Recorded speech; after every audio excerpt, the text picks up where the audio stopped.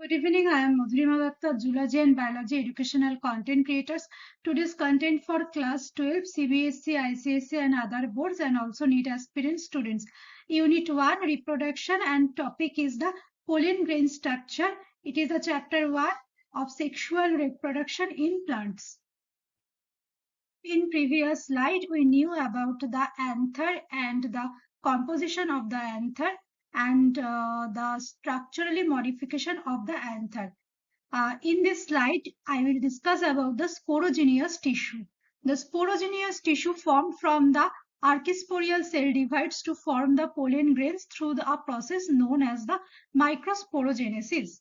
The primary sporogenous cells divide by mitosis to form a mass of sporogenous tissue. The sporogenous tissue divides by mitosis to form microspore mother cells or pollen mother cells. The pollen mother cells, also known as the PMC. These PMCs undergo meiosis and produce a tetrad of microspores. Callus get deposited over microspores and they are arranged in treated in following ways, that is tetrahedral, isobilateral, decussate, linear tissue. These microspores separate out and produce the pollen grains. Here haploid twin cells in archisporial cells twin after mitosis, sporogenous tissue formed in which is the twin cell. Next, microspore mother cell form twin. After meiosis, tetrad form and then pollen grain. Next, development of the microspore or microsporogenesis. After meiosis, 4 haploid microspores are produced which are enclosed by the callus wall. During the process of development, the enzyme callus degrades the wall between the microspores and the microspores separate to form the pollen grains. The pollen grain further divides and forms 2 unequal cells. The larger cell is vegetative cell that forms the pollen tube. The smaller cell forms the generative cells. The generative cell lies in the cytoplasm of the vegetative cell. The generative cell is elongated that help it to move through the pollen tube. The vegetative cell has most of the cytoplasm and is needed to provide nutrition to the pollen grain. Next, the vegetative cell has most of the cytoplasm and is needed to provide nutrition to the pollen grains. Thus, this pollen grain having the generative and vegetative cell is known as the two-cell stage. In some plants, like the pollen grains is shed at two-cell stage. In other plant species, like the generative cell divides by mitosis to form 2 male gamete or sperms. When the pollen grain has the vegetative cell and the 2 sperm cell, then it is known as the 3-cell stage. Next, structure of the pollen grain. The pollen grain is the male gametophyte. A pollen grain consists of the inner intine layer and the outer exine layer.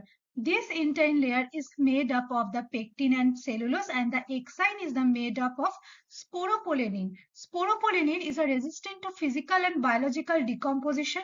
It is the most resistant material which is not degraded by alkali acids or any other chemical. Due to this, the pollen grains can be preserved for many years as fossils and help in many taxonomical studies.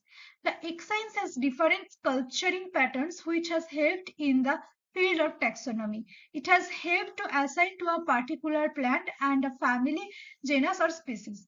Germ pore are present on the surface of the pollen grain. The exine is absent over the germ pore. The pollen tube emerges from the germ pore. Pollen grains of dicots have the 3 germ pores and thus are known as trichoplate, while pollen grains of monocots have 1 germ pore and tissue, thus are known as the monocoplate. Next, anther dehiscence. The dehiscence of the anther occurs due to the endothecium layer. The point where the endothecium layer breaks is known as the stomium. Pollen grains are released from the dehiscence anther. Applied aspects of palynology. The study of pollens has helped us to study the allergy caused by the pollens. Airborne pollens cause allergies like hay fever, asthma, watery eyes, running nose, etc. It can be caused by some plants like Amarantha's Parthenium. Parthenium came into India as a contaminated with imported wheat. Pollens have certain useful properties and thus are used for making tonics and energy tablets. These tonics and tablets are used by athletes to increase performance and race horses respectively. Pollens are present in the honey which provide it with amino acid, vitamins and minerals.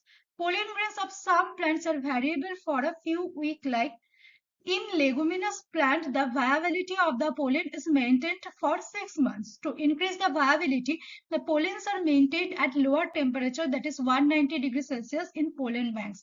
This is known as the cryopreservation. This is an important question. What is the cryopreservation? These stored pollens can be used later for plants breeding to improve certain characteristics of the pollen grain. Today's topic has ended. Good night, everyone.